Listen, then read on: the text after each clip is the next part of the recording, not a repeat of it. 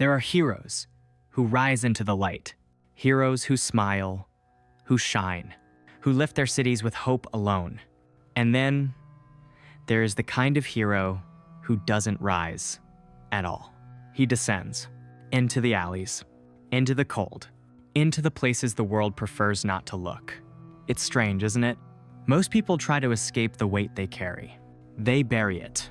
They bargain with it. They hope it softens with time. But some, the rarest kind, don't run from the burden. They become its shape.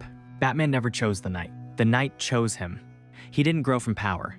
He grew from the absence of it, from a silence so violent that the world kept moving, even as his own life split into a before and an after. And in that impossible silence, he made a decision that would reshape every heartbeat that followed. If no one else will stand between innocence and the darkness, then I will. But Gotham is only the surface of this story. The real conflict happens somewhere deeper, in the space where memory becomes mission and where pain, instead of healing, begins to crystallize into purpose. Because sometimes surviving isn't about holding yourself together. It's about building something strong enough to stand in your place when you no longer can. And for Bruce Wayne, that something became a mask, not to hide what he feels, but to give his pain a job. Pain doesn't disappear. It evolves. It changes shape, finds new ways to speak, and settles into the corners of a life long after the moment that created it. For Bruce Wayne, that voice became discipline. Every hour spent in training, every scar earned in silence, every bruise hidden beneath a suit. None of it was about becoming stronger. It was about refusing to ever be helpless again. The world sees Batman as a response to crime, but Bruce knows he's a response to a single night that never stopped echoing. Gotham amplifies that echo. A city overflowing with contradictions, bright towers beside forgotten streets, wealth leaning over poverty, justice overshadowed by habit. And in this place where darkness feels almost ordinary, Bruce discovers something uncomfortable. You can't wait for the city to heal on its own. You have to stand where the breaking happens. So he builds a mission out of grief, a purpose from the pieces of a childhood cut short.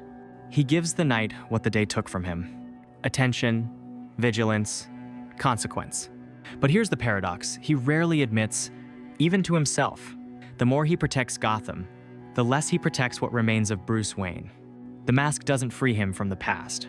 It simply gives him a reason to keep walking into it. And yet, every night, he returns to the rooftops, not chasing justice, but outrunning a memory that refuses to stay buried.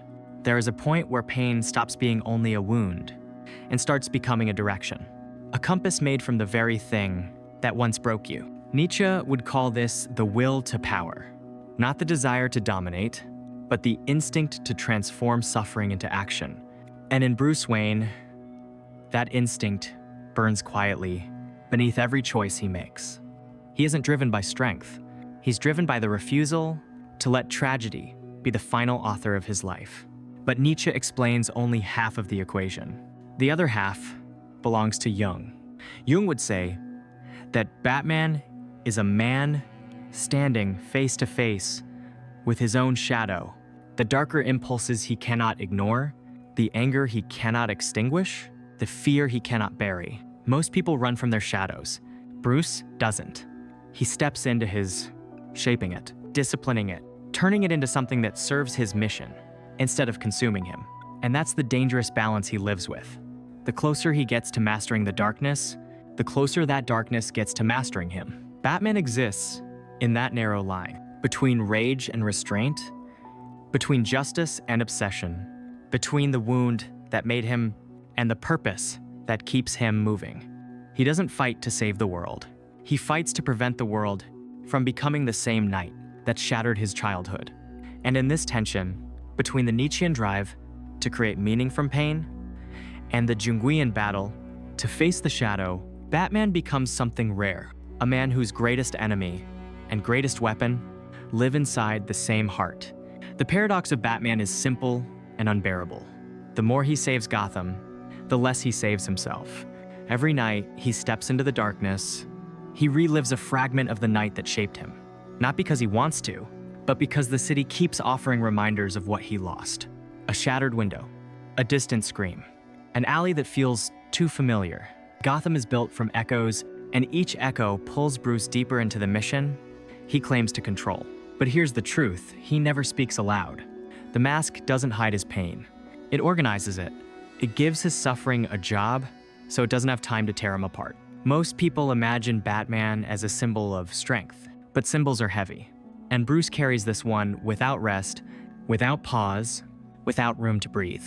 There's a kind of erosion that happens when your entire existence becomes a mission.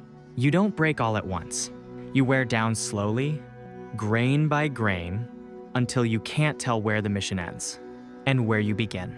Gotham sees a guardian watching from the rooftops. Bruce sees something else entirely.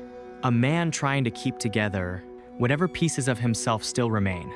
And yet, even as the boundary between the man and the mask begins to blur, he keeps moving forward. Because if he ever stopped, he fears the silence that would follow might be louder than the city he's trying to save. There's a moment every night when Gotham falls quiet, not peaceful, just quiet enough for Bruce to hear the truths he spends the whole day avoiding. And in that fragile silence, something shifts. He realizes the mission is no longer something he chooses. It's something he clings to, so he doesn't collapse inward. The mask isn't armor anymore. It's a boundary. Thin, trembling, holding back a version of himself he's terrified to meet. And then the thought arrives, uninvited and undeniable. And this is where everything changes. Because somewhere between the rooftops and the shadows, Bruce begins to wonder, what if he isn't fighting criminals at all? What if he's fighting the person he might become? If he ever stopped, the idea hits him harder than any villain ever has. What if the real battle isn't in the alleys of Gotham, but inside the distance between who he was and who he must pretend to be, so no one else feels the pain he felt? It's a terrifying realization that the darkness he confronts in the streets is only a reflection of the darkness he refuses to confront within.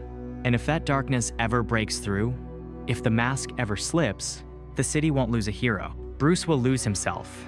The world sees a vigilante. Bruce sees a negotiation, a fragile treaty between the man he is and the shadow he fears he might become. Every night, Bruce faces a choice that looks simple from the outside: stop the criminal in front of him, or become something darker in the process. But inside that moment lives a moral battlefield few ever see. Kant would say, Bruce acts from duty, not because it's easy, not because he expects gratitude, but because he believes some actions are right even when no one is watching. In a city where morality bends under pressure, his refusal to bend becomes a kind of anchor. But Kant explains only one layer of the struggle. Aristotle speaks to the other. Aristotle would argue that Batman walks the razor's edge between excess and deficiency, between brutality and mercy, between obsession and apathy. Virtue, for Aristotle, is found in the fragile middle. And every night, Bruce tries to land on that impossible line with nothing but his will to balance him. Because he knows that if he leans too far toward rage, he becomes the very thing he fights. And if he leans too far toward restraint, innocent people pay the price. This is the cost of wearing the symbol. The hero who never rests is always in danger of becoming the villain of his own story. Gotham sees a legend confronting criminals, but inside the suit, Bruce is confronting something far more dangerous. The shifting territory between justice and vengeance, between who he promises to be and who he fears he is becoming. When the city finally sleeps, when the last siren fades and the rooftops fall silent, Bruce returns to the one place where the night cannot hide him, himself. The cave is quiet, too quiet. The kind of quiet that doesn't soothe, it exposes. He removes the cowl slowly, almost carefully, as if he's afraid that taking it off might reveal more than just his face. Because underneath the armor, beneath the scars and the ritual of the mission, there's still a man who never stopped being that frightened child, standing in a dark alley with no one to save him. The world sees Batman as an unbreakable figure. But in this silence, Bruce feels every crack.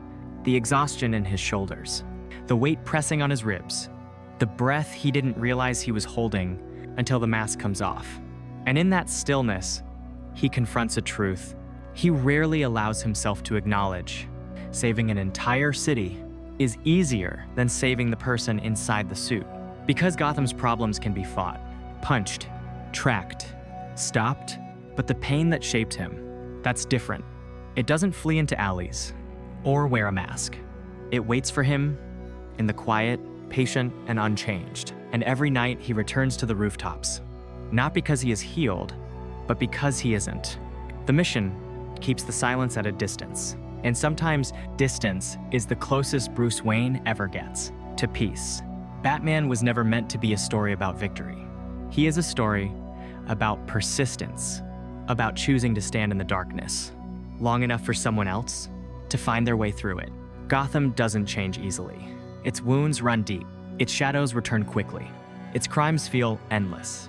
But Batman shows up anyway.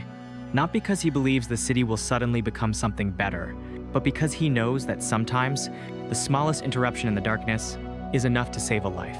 And maybe that's why people see themselves in him, not in the cape, not in the legend, but in the struggle to keep going, even when the world refuses to change at the pace you hope for. Because beneath every mask, behind every symbol, there's always a person trying to hold together the parts of themselves that life tried to break. Batman just happens to do it on rooftops. But the truth hidden in his story is something much quieter. Strength isn't the absence of fear. It's the decision to face that fear night after night until the world becomes just a little less cruel.